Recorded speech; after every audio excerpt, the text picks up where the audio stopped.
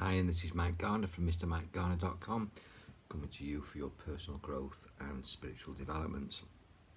The number one thing that people come to me for in everyday life and business is people are disappointed about other people. It's relationships, and people get angry and they get put down and they get dramas in their life and they don't know what to do about it. They don't know how to respond and react. And yet I've said all along, and I say to these people, that the only thing you can control is your reaction. You can't control what comes at you, but you can control what comes from you. If you don't control what comes from you, you can actually make yourself sick to death.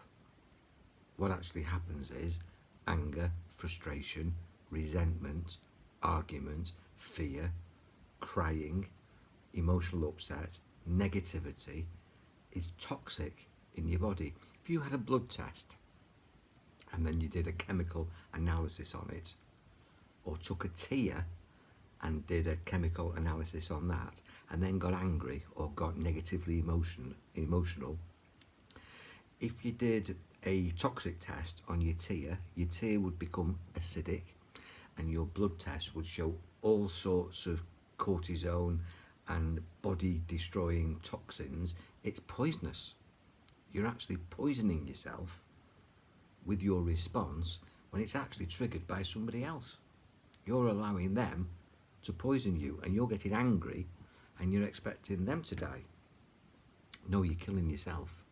You're doing yourself no favours at all.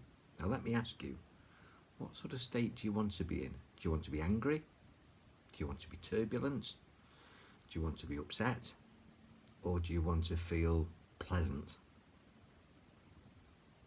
Most of my clients, and I'm sure you listening to this, you just want to feel pleasant, don't you? You just want to have a life that's pleasing and easing.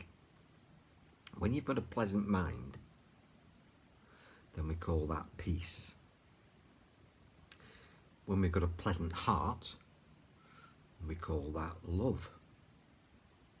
When we've got a pleasant and relaxed and eased body, we call that health. When we've got a pleasant soul or spirit or life force energy, then we call that bliss or ecstasy. If your external life is pleasant, you're living in a pleasant house, a pleasant car, and you've got pleasant things around you, then you call that success. And what's interesting is that you can control your state of mind with practice. You can balance your heart and get ease there. You can relax your body with practice. You can have an impact on your life force energy and work on your soul and your spirit. And those are all things that you've got control over with practice and learning, possibly. But the one thing that you can't control is what comes at you from other people. And what comes at you from other people needs cooperation, and you always have to have cooperation to get success in life and business. Even if you work on your own, then you're going to have a product or a service, and to sell that product or deliver that service, you're going to be interacting with other people. And generally speaking, it's other people that are going to give you these negative problems.